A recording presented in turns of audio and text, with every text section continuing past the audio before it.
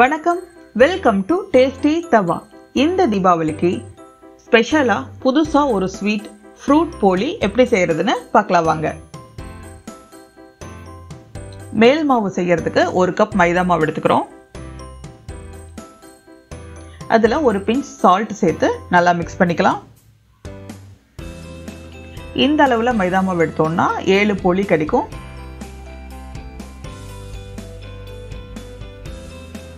இதுல கொஞ்சம் கொஞ்சமா தண்ணி சேர்த்து நல்லா சாஃப்டா மாவு பிசைஞ்சுக்கணும். சப்பாத்தி மாவை விட இலக்கமா இருக்கணும், சாஃப்டா இருக்கணும். மாவு பிசையும் போது கையில ஒட்டும், அது சரியான பக்குவம் தான்.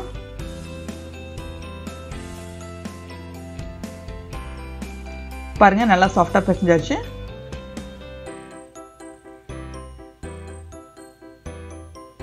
இதுல 1 டேபிள் ஸ்பூன் அளவுக்கு நல்லெண்ணெய் சேர்த்துக்கிறோம். சேர்த்து 2 நிமிஷம் நல்லா மாவை பிசைஞ்சுக்கோங்க. மாவு இலக்கமாவும் இருக்கணும், உருட்டவும் வரணும். அதுதான் சரியான பதம். பிசைஞ்சாச்சு. சப்பாத்தி மாவை விட சாஃப்டா இருக்கு பாருங்க, நல்லா உருட்டவும் வருது. இதுல மாவு காயக்கூடாதுங்கிறதுக்காக 1/2 டீஸ்பூன் எண்ணெய் சேர்த்து தடவி விட்டுக்கலாம் எல்லா பக்கமும்.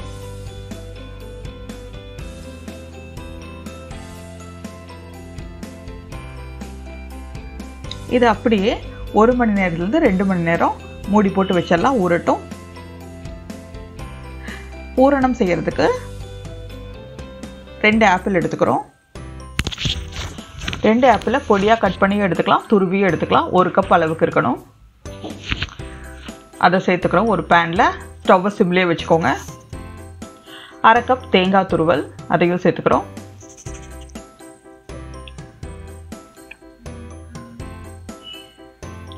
அரை டீஸ்பூன் பட்டை தூள், அதையும் சேர்த்துக்கிறோம். பட்டை தூள் பிரியாணிக்கு யூஸ் பண்ணுற பட்டையை மிக்சியில் பொடி பண்ண தூள் இது. இந்த தூள் ஆப்பிளோட டேஸ்ட்டை என்ஹான்ஸ் பண்ணி கொடுக்கும். இதில் 4 டீஸ்பூன் நாட்டு சக்கரை சேர்த்துக்கிறோம். இதில் ஆப்பிள்லேயே நல்லா ஸ்வீட் இருக்கும், அதனால ஃபஸ்ட்டு 4 டீஸ்பூன் மட்டும் சேர்த்துக்கலாம். எல்லாம் சேர்ந்து வந்ததுக்கப்புறம் ஸ்வீட்னஸ் டேஸ்ட் பார்த்துட்டு அதுக்கப்புறம் வேணும்னா சேர்த்துக்கலாம். இப்போ நல்லா கலந்து விடுங்க. ஸ்டவ் சிம்லேயே வச்சுக்கோங்க. பாருங்கள், நல்லா கலந்துருச்சு. இப்போ அடி பிடிச்சிடக்கூடாதுங்கிறதுக்காக 1/2 கிளாஸ் மட்டும் தண்ணி சேர்த்துக்கிறோம். தண்ணி சேர்த்து மூடி போட்டு விட்டுருங்க. ஒரு 10 நிமிஷத்தில் நல்லா அது வெந்து வந்துடும் எல்லாமே.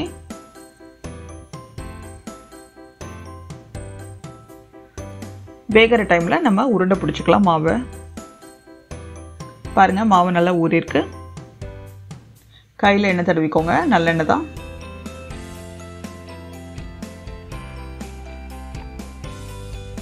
நல்லா ஊறி வந்திருக்கு, சாஃப்டா இருக்கு.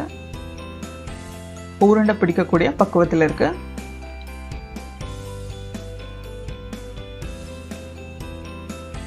இதை சின்ன சின்ன போர்ஷனா பிரிச்சு உருண்டையா பண்ணிக்கலாம். 7 உருண்டை வரும் இந்த அளவுக்கு.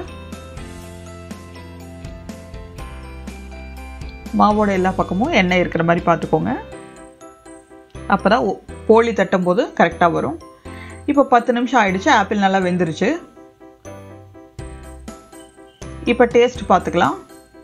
டேஸ்ட் கொஞ்சம் பத்தாமல் இருக்குது, அதனால 2 டீஸ்பூன் எக்ஸ்ட்ரா சுகர் ஆட் பண்ணுறோம், ப்ரௌன் சுகர். மொத்தமாகவே 6 டீஸ்பூன் ப்ரௌன் சுகர் ஆட் பண்ணியிருக்கோம். நல்லா கலந்து விட்டுக்கோங்க.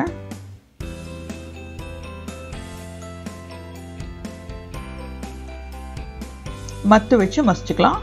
இன்னும் இதில் தண்ணி இருக்குது, இந்த தண்ணி எல்லாமே நல்லா வற்றி வரணும், அப்போ தான் ஸ்டோர் பண்ணுறதுக்கு நல்லாயிருக்கும்.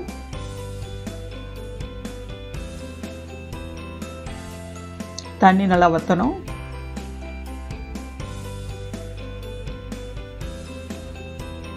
இந்த ஸ்டேஜில் கண்டினியூஸாக கிளறி விட்டுட்டே இருங்க, அடி பிடிச்சிடும் இல்லைன்னா.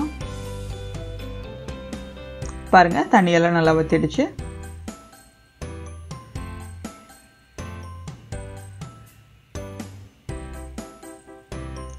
இதில் 2 ஏலக்காய் தட்டி போட்டுக்கலாம், அப்படி இல்லைன்னா 1/4 டீஸ்பூன் ஏலக்காய் தூள் போட்டுக்கலாம். 1/2 டீஸ்பூன் நெய் சேர்த்துக்கலாம். சேர்த்து நல்லா மிக்ஸ் பண்ணிக்கோங்க. இதில் ஆப்பிள் பார்க்குறக்கு முழுசாக தெரியும், ஆனால் மசிச்சா மசியும். அந்த பக்கத்தில் இருக்குது ஆப்பிள். பூரணம் வைக்கிறதுக்கு முன்னாடி நல்லா மசிச்சு விட்டுக்கோங்க.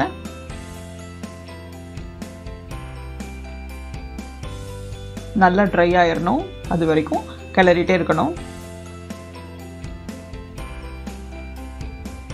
இப்போ நல்லா ட்ரை ஆயிடுச்சு, நல்லா மசிச்சாச்சு. பூரணம் ரெடியாக இருக்குது, கொஞ்சம் ஆரியும் இருக்குது. நம்மளோட போலி செய்கிற உருண்டைகளும் தயாராக இருக்குது. இப்போ செய்ய ஆரம்பிச்சிடலாம்.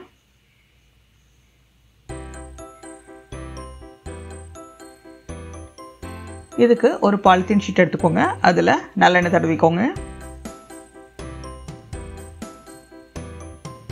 அதே மாதிரி இன்னொரு ஷீட் எடுத்துக்கோங்க, அதுலேயும் எண்ணெய் தடவிக்கலாம்.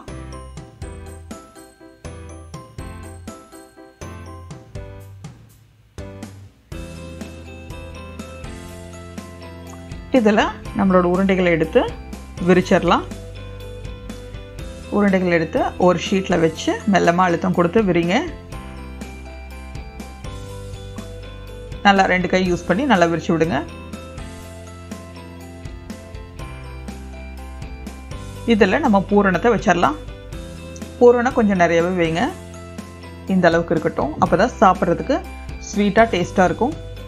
இப்போது மெல்லமாக எல்லா பக்கமும் மைதா மாவோட உருண்டை இழுத்து நல்லா இழுத்து நல்லா சீல் பண்ணிக்கணும்.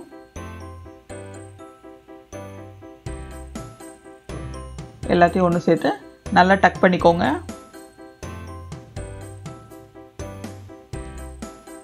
மெல்லமாக அழுத்தம் கொடுத்து சீல் பண்ணிக்கோங்க.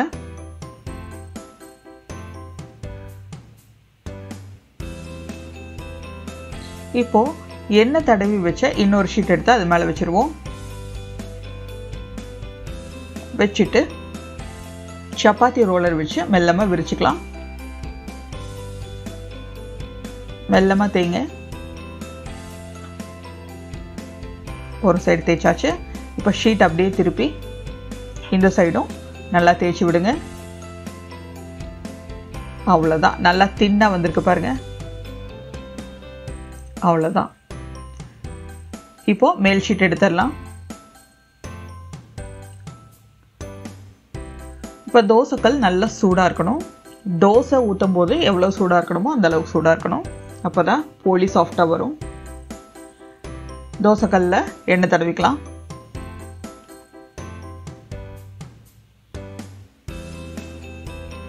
இப்போ நம்மளோட போலியை ஷீட்டோடு எடுத்துக்கோங்க. எடுத்து இந்த மாதிரி மெல்லமாக சாய்ச்சிங்கன்னா அழகாக விழுந்துடும்.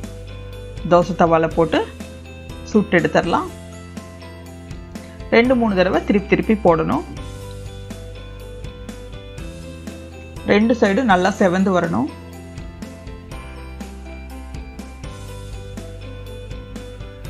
இந்த மாதிரி 2-3 தடவை ரிப்பீட் பண்ணுங்க. மாவு 2 மணி நேரம் ஊறணும். ஊறினாதான் நல்லா சாஃப்டாக இருக்கும்.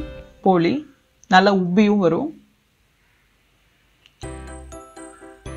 இந்த மாதிரி இடையில ஒரு தடவை ஆயில் ஸ்ப்ரிங்கிள் பண்ணிக்கோங்க. 2 பக்கமும் ஈவனாக நல்லா செவந்து வரணும். பாருங்க, நல்லா செவந்து வந்திருக்கு. இந்த போலியை 2-3 டேஸ் வந்து வெளியே வச்சு சாப்பிட்லாம். ஃப்ரிட்ஜில் வச்சா 10 டேஸ் கூட வச்சுக்கலாம். பாருங்க, நல்லா உப்பி வந்திருக்கு. பூரி மாதிரி நல்லா உப்பி வருது பாருங்க.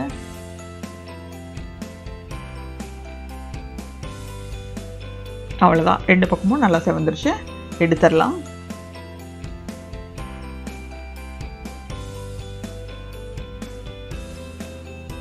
இந்த மாதிரி எல்லா போலியுமே செஞ்சு வச்சுக்கோங்க. எடுத்து சர்வ் பண்ணிடலாம். அவ்வளோதான், நம்மளோட சூப்பரான ஃப்ரூட் போலி தயாராகிடுச்சு. பார்க்கலாம், பிரித்து பார்க்கலாம் எப்படி இருக்குன்னு. பாருங்க, சாஃப்டாக இருக்குது. பிக்கும்போது உள்ளுக்குள்ளே அந்த ஆப்பிள் ஃப்ளேவர், கோகோனட் ஃப்ளேவரோட அவ்வளோ யம்மியாக டேஸ்ட்டாக இருக்கும். கண்டிப்பாக நீங்கள் உங்கள் வீட்டில் இது ட்ரை பண்ணி பாருங்கள்.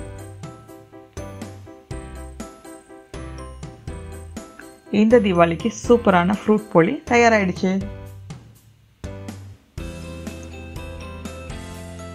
இந்த ரெசிபியை ட்ரை பண்ணி பாருங்கள். பிடிச்சிருந்தா லைக் பண்ணுங்கள், கமெண்ட் பண்ணுங்கள், ஷேர் பண்ணுங்கள், சப்ஸ்கிரைப் பண்ணுங்கள். கூடவே பெல் ஐக்கானையும் கிளிக் பண்ணிடுங்க. தேங்க்ஸ் ஃபார் வாட்சிங்.